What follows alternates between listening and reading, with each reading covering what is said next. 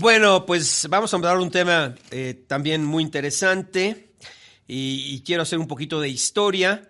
En diciembre del 2019, el entonces presidente Donald Trump dijo: voy a poner en marcha un proceso para designar a las organizaciones mexicanas del crimen organizado como grupos terroristas. Usted se acuerda, ¿no? Iniciaba el año de la pandemia, por cierto.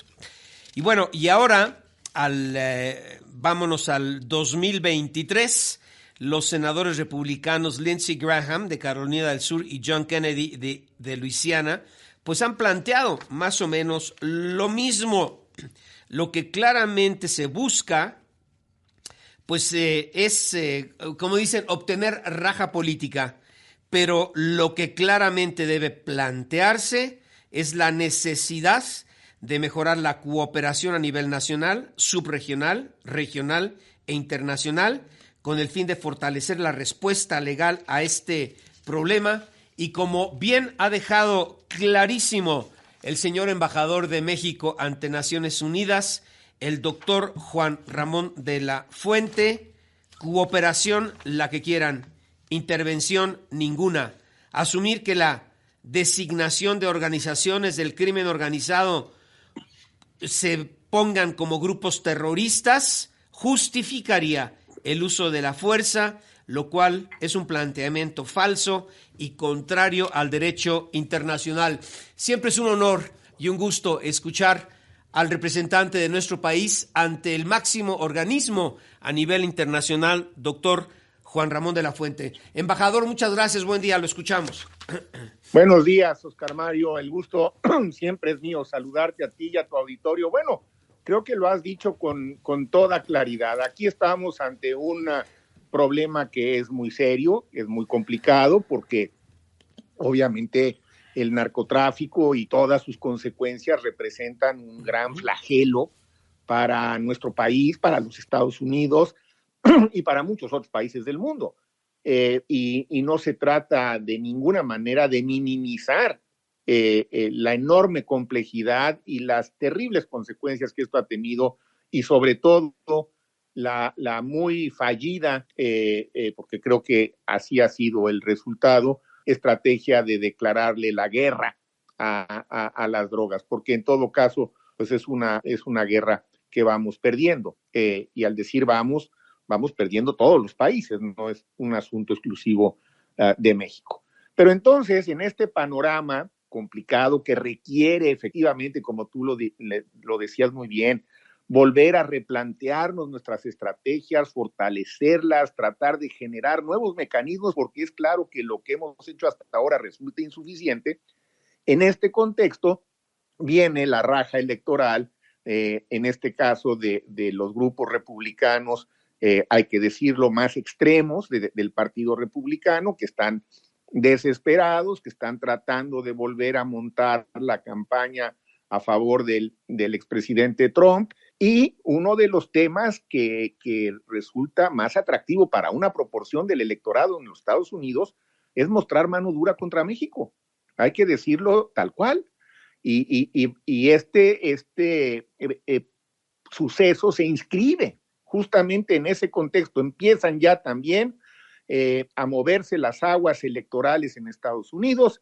El año que entra van a coincidir campañas en Estados Unidos y en México, cuidado, y vamos a ser sujetos de una cantidad de provocaciones y de temas de este tipo que, en tanto vendan políticamente en Estados Unidos, los van a ir esgrimiendo. ¿Quiénes? Pues los grupos que piensan que pueden sacar ventaja política, ventaja electoral de estas cosas. Y entonces el planteamiento que hacen estos dos senadores, ¿no? Es una bola con muy mala leche, diría yo, ¿no?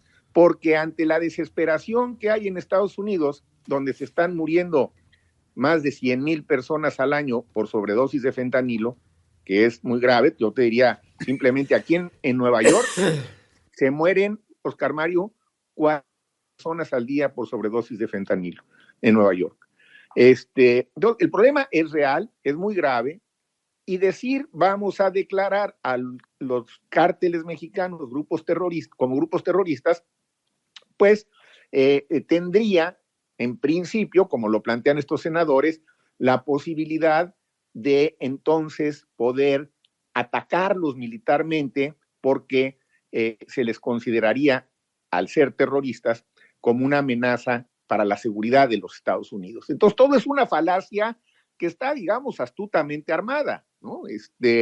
Y por eso conviene aclararlo, y gracias por darme la oportunidad de explicarlo, porque no podemos caer en esa provocación, no debemos permanecer callados, y yo creo que ha hecho muy bien, la verdad, desde un principio el presidente y el canciller al contestar categóricamente. El secretario Ebrard le contesta al exfiscal de Trump en el Wall Street Journal, y le dice con toda claridad: no va por ahí, señor exfiscal, lo que tenemos es que buscar mejores mecanismos de cooperación. Revisemos, como lo estamos haciendo, las estrategias que hemos puesto en marcha.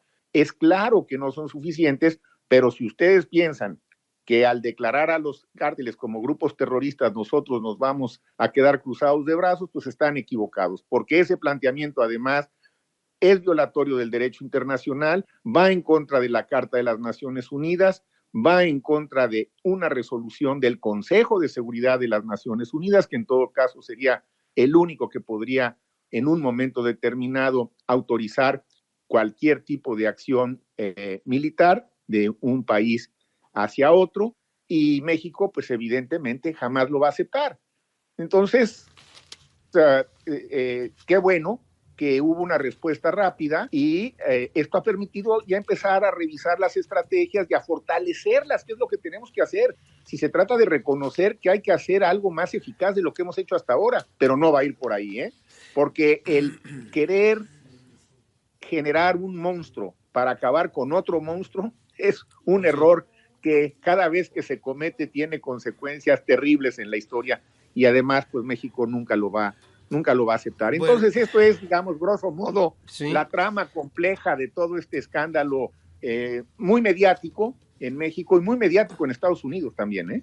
Oiga, y tenemos unos 4 minutitos, pero yo quisiera que abordara rápidamente el tema con nuestro auditorio, embajador de la Fuente, y lo plasma muy bien en esta reflexión que publica, y dice: otra dimensión ineludible del problema que fue omitida por los senadores republicanos es la del vínculo existente entre el tráfico de drogas y el tráfico de armas. Lo digo yo, no lo comprometo a usted. Esa doble moral, ¿no?, histórica que siempre han manejado, en donde acusan a México, es que México es el trampolín para el ingreso de muchas drogas a Estados Unidos. Sí, pero del otro lado de la cancha, ellos son el puente para que lleguen por contrabando miles de armas de altísimo calibre a territorio mexicano que terminan en manos de la delincuencia organizada y desorganizada. Embajador, una reflexión chiquitita, le pediría unos 3 minutos, pero importante porque también lo aborda usted en esto que publica. Sí, y ya lo has hecho tú con mucha claridad. A ver,